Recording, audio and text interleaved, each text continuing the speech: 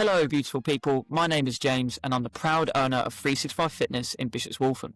We are the #1 small group personal training studio that helps local people, 50, 60 and older, gain strength, move more freely, increase their confidence and energy levels to ultimately live life to the fullest. If you find any of this useful, then please use that follow button and share this podcast far and wide, because sometimes a little nudge is all you need to change your life. Today we have Anita with us on the Morning. podcast. We're going to be talking about what Anita was up to pre-coaching and working with us at 365. And we're going to learn a little bit about Anita and her menopause experience and the things that she's doing to make it as smooth as she possibly can. Anita, welcome to the pod. Morning. First podcast. Yeah, you're not nervous at all. No. So tell us a little bit about yourself then. Okay, so when I was 17, I started my nursing career. Always wanted to be a nurse. So went off to St Albans, did my nurse training, qualified by the time I was 20, and then started off with theatre nursing, went into endoscopy, so anything to do with the bowel, stomach. Went from there into enteral feeding, so parental and enteral feeding out in the community, and then ended up a professional development manager for the whole of the southeast. So my area was from Guildford to Ipswich to Kent to Essex, the whole of London. Yeah, so did that. Work-life balance wasn't that great. I was away like maybe 2-3 nights a week. Yeah. On the M25 for hours and hours and hours. And so sort of like thought, well, at the age of 42, this is it. My work-life balance is not great for me or my family. So then thought, well, what can I do that I'm still looking after people, still looking after, like, encouraging them to look after themselves, their longevity, something on the same lines, but very different from nursing. And this is what's brought me to doing my PT, and I'm becoming level 3 PT. Once I got my qualification for level 3 PT, I then thought about what avenues could I go down. So then I went into fitness Pilates, so qualified as fitness Pilates, and done other courses as well, like female core. Just finished a crunchless female core workshop where we're thinking about lifting and loading the female core rather than crunching. So yeah, it's always ongoing with the training. Being with you guys is great because obviously you've given me loads of tools with Move You and Squat University to carry on my professional development. So yeah, really, really happy. Awesome. And out of interest, when you were in your nursing career, were you still active? Like, were you training yourself at that time? Or how Yeah, I've always run marathons. So did the London Marathon, half marathons, 10Ks, always went to the gym, had a personal trainer, like post children, but always been to the gym. Loved it. Always kept up with my fitness. Yeah, ever since I was in my 20s. So it's something that I've always been keen on, always been interested in, always done research on it for myself as well as, now for my role. So yeah, fitness fanatic. Love. My husband always moans at me. He says, "Oh no, you're looking at another thing of gym, aren't you? You're looking at another video." Or I'm like writing my programs, and he's like, "Oh gosh, gym 24/7 with you, isn't it?" But it's just what I love. Yeah, I do get it in the neck at home sometimes. I think that's quite common. I think a lot of the time in relationships, there's quite often probably still one person is more active, I reckon, out of Yeah. I think it's rare that you get people that both of the people in a relationship are both doing the same thing. Yeah, he does like his fitness. Yeah. He used to lift weights, and he did quite a few competitions. So he's into more of that side rather than cardio side. Yeah. So yeah, he does work out as well. But yeah, I'm sort of like more into it than he is. So obviously the main thing we wanted to talk about on this episode was looking at sort of your menopause experience and what advice you can give to our listeners for what they could be doing to get the most, or to, yes, make it as smooth as process as possible, because I'm never going to go through it, so I'm probably not the best person Lucky you. to sit there giving out advice. And how, like, you're 54 in next month. 54 next month. Anita is a similar age to a lot of our demographic of the people that come to 365 Fitness. So a lot of the ladies will be going through a similar stage of life as you are. So I guess, how has it been for you?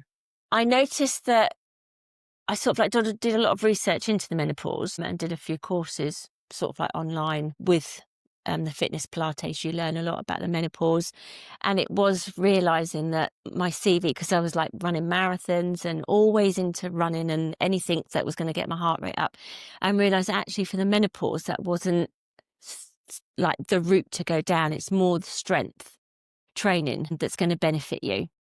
So I still do my cardio, but I do focus more on strength training. I do take my magnesium because obviously with the insomnia and you're just waking up in the middle of the night thinking, well, why am I awake? You know, why am I not sleeping as well? Which was really hard for me because I love my sleep.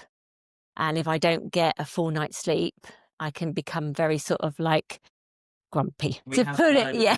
Yeah. And I do have to have nanny naps, but the magnesium's really, really helped. I make sure I did a little bit of research on when to take magnesium, and I found out that the best time to take magnesium is in the evening. So I try and take it sort of about around 6, 7 o'clock. So it's not straight before I go to bed, but it's not early in the morning either when I first get up. So I always try and take it at night. Take my protein in the morning. Because obviously with females, our cortisol levels are really high as soon as we wake up, different to you guys. So if I take what I do is I have 30 grams of protein, and I buy a protein powder that's like a vanilla latte, and then I put it in my coffee every morning. That makes sure that obviously I've got my cortisol level not going up high as soon as I get to work or as soon as I'm doing exercise in the morning. Then I'm not going to have that sort of like fear of inflammation, joint pain. And then my other routine is just making sure I do try and get enough sleep, because obviously sleep is so important. And I think fun enough, we've actually just done a in-house for all our members. We've done a bit of a report to try and see where are they at in terms of their health score. So we've looked at what they deem they're performing well in with their training, their nutrition, their sleep, their mental health, and their motivation.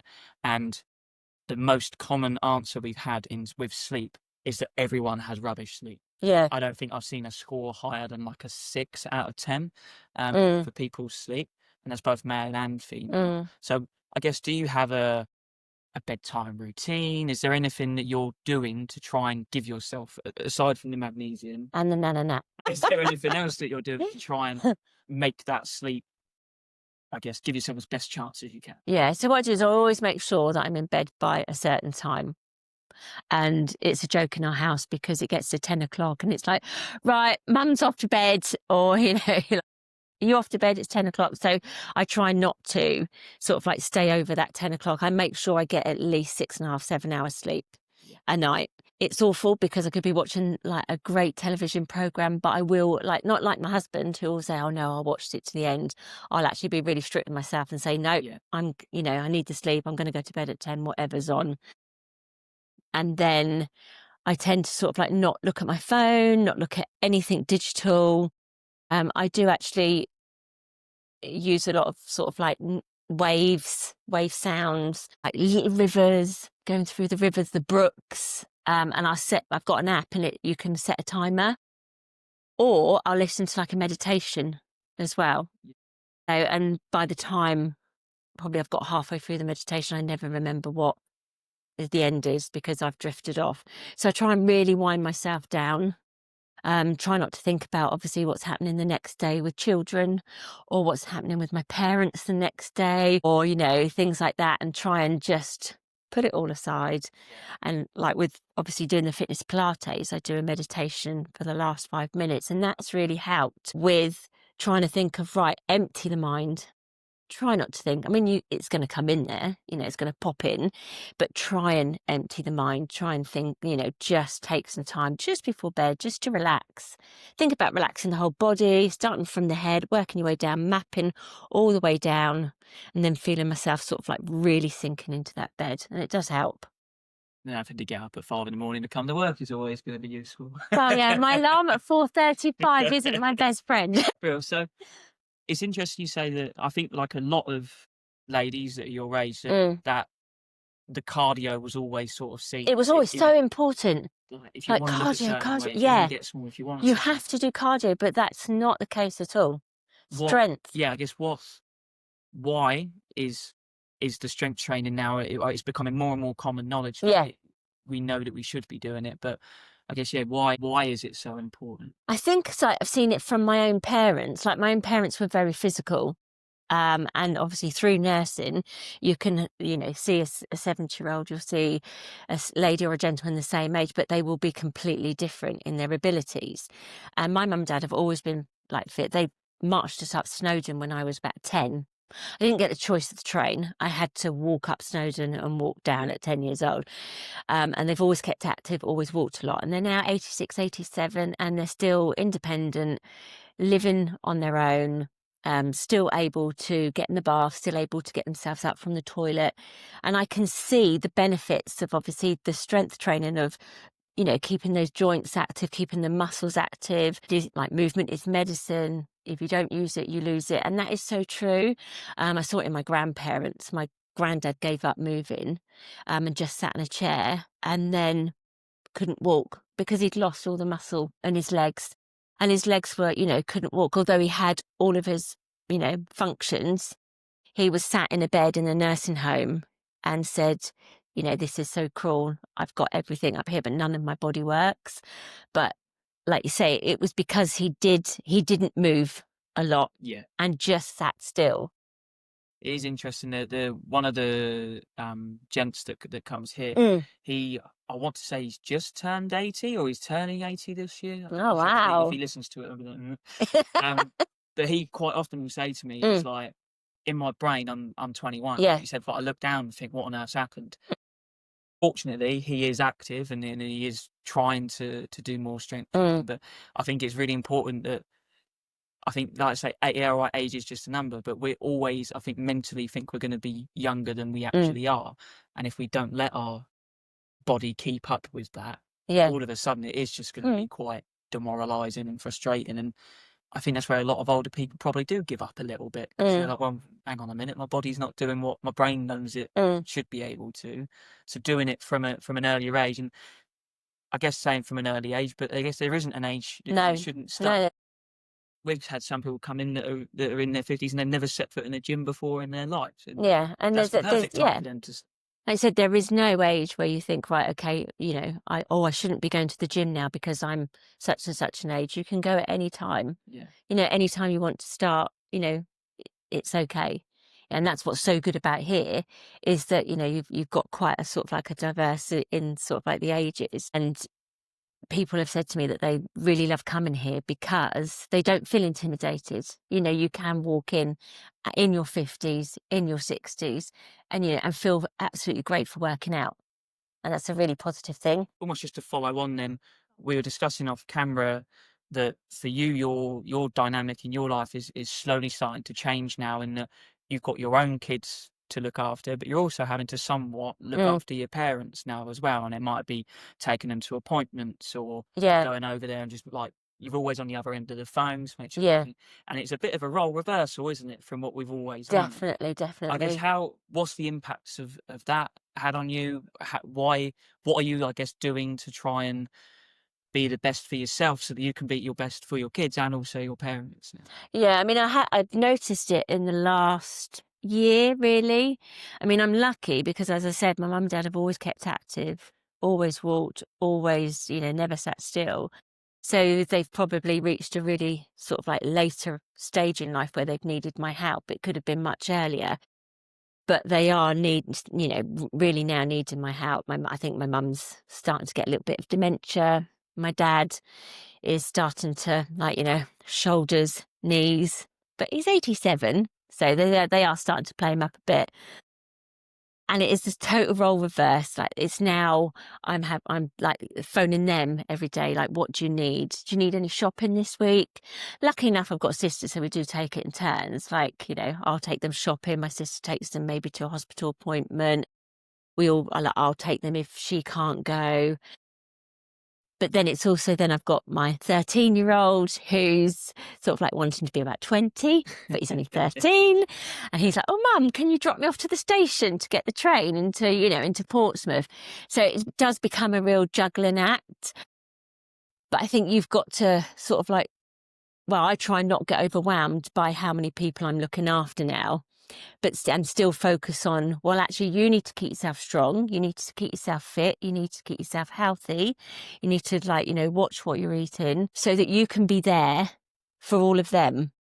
Because then if I'm not training, if I'm not, like, you know, eating healthy foods, supporting my immune system, and I then get low, then I'm not going to be able to look after my mum and dad or look after Reggie. So yeah, you do have to prioritize yourself as well and think, right, I can't be all consuming. I have to take a step back sometimes. And I'll say to my sister, could you sort mum out on that day? Because I am, you know, in the gym, or I have got a competition that I'm doing and I can't be available. So yeah, you have to just be a little bit strict. I might get this absolutely wrong, but isn't it the phrase like you have to be selfish to be selfless? Is that Yes. right? Yeah. I think. Yeah. I'm sure. If I butchered that, that's fine. Yeah. You can call me out on it later on. But I think one of the things that, especially when we speak to people that are not necessarily in our ecosystem in the gym, we always touch on and we put onto all of our messaging, and it's about energy levels. Yeah. And people that necessarily aren't as healthy and don't look after themselves probably don't realise quite how much they're missing out on in terms of their output and what they can do day to day. One of the guys that's a member here literally came in yesterday. He's just done a retreat that Devon and Natalie were on. Yeah, everybody says how amazing that retreat was. Phenomenal. It Really good. He made a comment of, he literally said yesterday, I've not had a drop of alcohol for like 5 days. Now, we're not saying he was an alcoholic beforehand, but he probably would have had a drink during the week, couple of nights of the week, and then on the weekends. And the one thing he said was, he goes, literally in 4 days, he was like, my energy levels have skyrocketed. Yeah. And he was like, and I did not realise quite the impact it would have just to make that like subtle subtle change in your diet. And like you're saying, if you're running around looking after yourself, your parents, your kids, you're working, you're training, if your energy levels are at rock bottom because you're not looking after yourself, you're never going to be able to help everyone else like you want to. So I think just if that's a message for anyone, that doing something that's going to make you in a slightly healthier position, it's not just because it's going to make you look a certain way or hit a certain weight on the scales. It's all those other things. You can actually live your life the way you want to live it and be able to help others. And yeah, I have noticed, like with you saying, with the energy levels, if I've had days where I have been really busy with work, with parents, like running Reggie around to wherever, and I've not had my healthy breakfast, my healthy lunch and my healthy dinner, and maybe skipped either lunch, or I feel totally rubbish and my energy levels just drop. They plummet. And sorry, what would you deem to someone that's listening, what would you deem as a healthy, in quotation? What does that look like? So like for me, I do my overnight oats. So I'll have my overnight oats for breakfast. I always make sure I put some fruit in, put some sort of like flax seeds, some chia seeds, anything like that. That would be my sort of like go-to, because then I've got the energy levels from the oats. I use like almond milk or coconut milk, and then a little bit of sort of like yogurt. Some mornings I'll just have a couple of tablespoons of Greek yogurt with some fruit and some nuts in, if that's more appropriate. I haven't got time to, you know, or I haven't got time the night before to make the overnight oats. I'm still getting some substance, like some protein from the sort of like the nuts, protein from the Greek yogurt. And then lunch will either be sort of like a salad or frittata, or it might be a couple of boiled eggs with some salad. And then I always have either fish and vegetables or meat and vegetables, fish and salad. I try to sort of like not snack too much on high sugar foods, because obviously then my sugar levels will go up and I'll feel great, and then all of a sudden they'll come down and then I'll feel like, ugh. So try and keep those like energy levels maintained throughout the whole day, keep that sugar level nice and sort of like level throughout the whole day. So yeah, I've noticed if I don't stick to that, my energy levels really do suffer, and I feel tired, I feel sluggish. Whereas if I try and maintain the sugar levels and the energy levels, then I feel much better. Awesome. So just to recap then, if we go back to, if someone's listening is going through the menopause, what were the sort of 3 things that we touched on that they could be doing that would benefit them? So the strength training is definitely going to help them for, like, you know, mental health, physical health, for longevity, for, you know, when you are older and you're getting yourself up in a chair, you've got that strength that you're not having to be helped. Definitely for me, the magnesium really changed my sleep pattern. It really did help. And lots of friends who I've sort of like advised them to take magnesium have said the same. And just for me is just menopause isn't all down, doom and gloom. If you have the right outlook on it and sort of like prioritize food, your fitness, your health, your mental health, you can actually get through the menopause relatively unscathed, hopefully. But you have to go through it. But finding the best way to go through it for you is the key. And I think that's like a really good point as well. It's going to be different for everybody. The menopause is, you know, has different symptoms for different women. Different women suffer more than others, but it's known it's sort of like how you're going to get through the menopause and ways that can help you, because one thing's not going to help everybody. So it's finding that right ways of helping yourself. Awesome. Thank you very much. That one up for Thank today. you. I think that was a lot for us to take in. If you found that useful, please use the follow button or share it to people that you know far and wide, because hopefully they'll benefit from these useful tips and tricks. But Anita, thank you. Thank you very much.